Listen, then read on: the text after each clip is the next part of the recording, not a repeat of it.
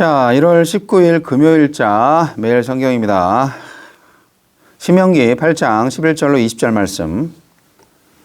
내가 오늘 네게 명하는 여호와의 명령과 법도와 규례를 지키지 아니하고 내 하나님 여호와를 잊어버리지 않도록 삼갈지어다. 내가 먹어서 배부르고 아름다운 집을 짓고 거주하게 되며 또 내 소와 양이 번성하며 내 은금이 증식되며 내 소유가 다 풍부하게 될 때에 내 마음이 교만하여 내 하나님 여호와를 잊어버릴까 염려하노라. 여호와는 너를 애굽 땅 종 되었던 집에서 이끌어내시고 너를 인도하여 그 광대하고 위험한 광야 곧 불뱀과 전갈이 있고 물이 없는 간조한 땅을 지나게 하셨으며 또 너를 위하여 단단한 반석에서 물을 내셨으며 네 조상들도 알지 못하던 만나를 광야에서 네게 먹이셨나니 이는 다 너를 낮추시며 너를 시험하사 마침내 네게 복을 주려 하심이었느니라. 그러나 네가 마음에 이르기를 내 능력과 내 손의 힘으로 내가 이 재물을 얻었다 말할 것이라. 내 하나님 여호와를 기억하라. 그가 네게 재물 얻을 능력을 주셨음이라. 이같이 하심은 내 조상들에게 맹세하신 언약을 오늘과 같이 이루려 하심이니라. 네가 만일 네 하나님 여호와를 잊어버리고 다른 신들을 따라 그들을 섬기며 그들에게 절하면 내가 너희에게 증거하노니 너희가 반드시 멸망할 것이라. 여호와께서는 너희 앞에서 멸망시키신 민족들 같이 너희도 멸망하리니 이는 너희가 너희의 하나님 여호와의 소리를 청종하지 아니함이니라. 네 하나님 여호와를 기억하라.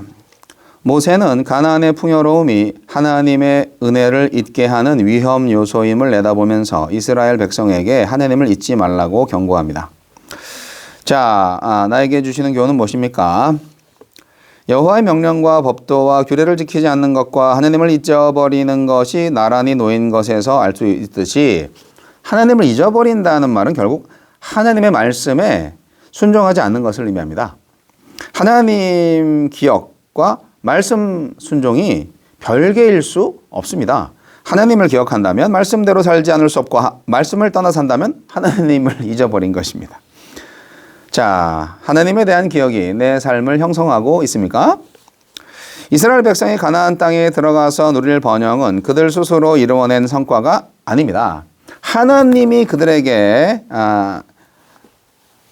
주신 거죠. 하나님이 그들을 애굽에서 구원하신 후에 그 척박한 광야에서 물을 내고 만나를 먹이며 훈련하시다가 때가 되어서 가나안 땅으로 인도하시고 그 땅의 풍요로움을 향유하게 하신 것입니다.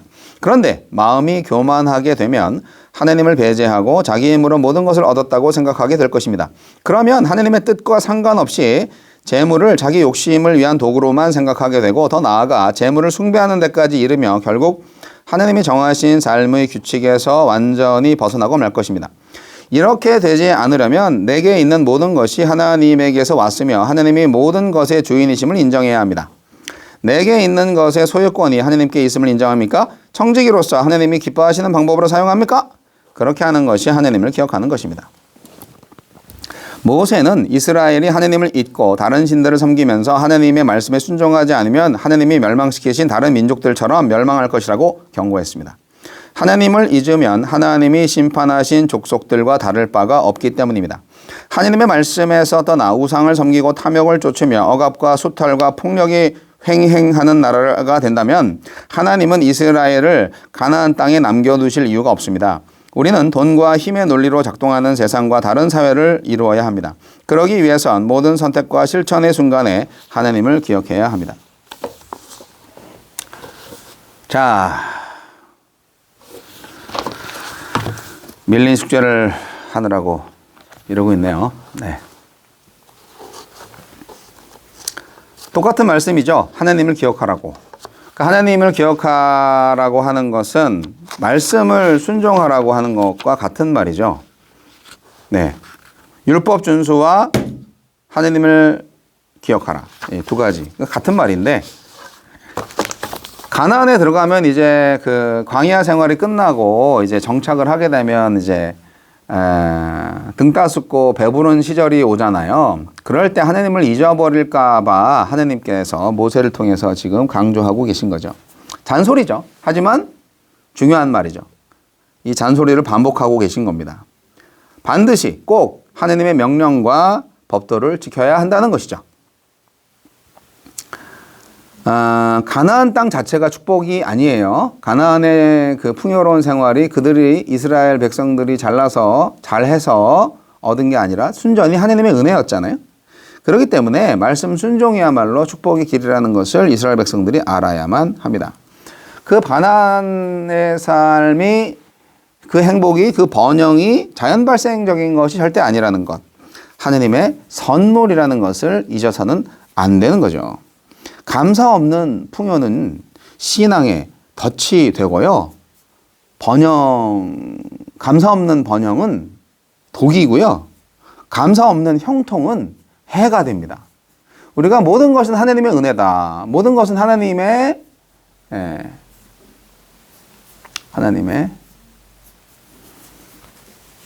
은혜다. 사랑이다. 그렇게 살아야 되는데 말이죠.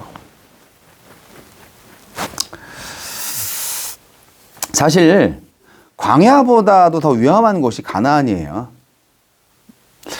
모든 가족도 그렇고 국가와 민족이 다 그렇듯이 역사를 보면은 외세의 침공이 있었을 때보다도 내분이 있었을 때, 안에서 골마 터질 때, 안에서 갈등이 있고 싸움박질이 나고 그럴 때 이제 더 큰 문제가 생기고 망하는 지름길이 열리죠. 방랑 생활보다요, 정착 생활을 할 때 하나님을 인정하기가 더 어려워진다는 거죠. 그래서 애굽에서보다 또 광야에서보다 더 겸손해지지 않으면 가나안에서 하나님과 동행하는 삶, 하나님과 함께 할 수 있는 그런 인생이 더 쉽지 않다는 것을 하나님은 아셨고 모세 할아버지를 통하여서 이렇게 2세대들한테 설명을 하는 것입니다. 광야 40년은 어떻게 만들어졌습니까? 원래부터 광야 40년 광야에서 방황할 필요가 없었어요. 1년 만에 가나안에 들어갈 수 있었어요. 하지만 그들이 하나님을 믿지 않았고 두려워했고 나름대로 자신의 생각을 따라갔기 때문에 광야 40년의 훈련의 시간이 필요했던 거죠. 그 광야는요, 불순종으로 자초한 결과지만 하나님을 경험하고 자신의 한계를 인정할 수 있고 자신의 한계를 인식할 수 있는 시간이 되었어요. 광야는 필수적이었죠. 이스라엘 백성들한테. 그 단단한 반석에서 마실 물을 내고 만나를 먹이고 정말 결국 그 가진 고생 끝에 이제 아름다운 땅에 이르게 하셔서 고생 끝에 낙이라고 그런 여정을 하나님이 허락하셨잖아요. 우리가 참 힘들고 어렵게 살아왔지만 지금 풍요로운 인생을 산다 해도 이 모든 것이 하나님의 은혜라고 고백하지 않고 감사하지 않는다면 더 심한 지옥이 앞으로 다가올지 모릅니다. 은혜를 잊으면 어떻게 됩니까? 멸망합니다. 모세는 경고하고 있습니다.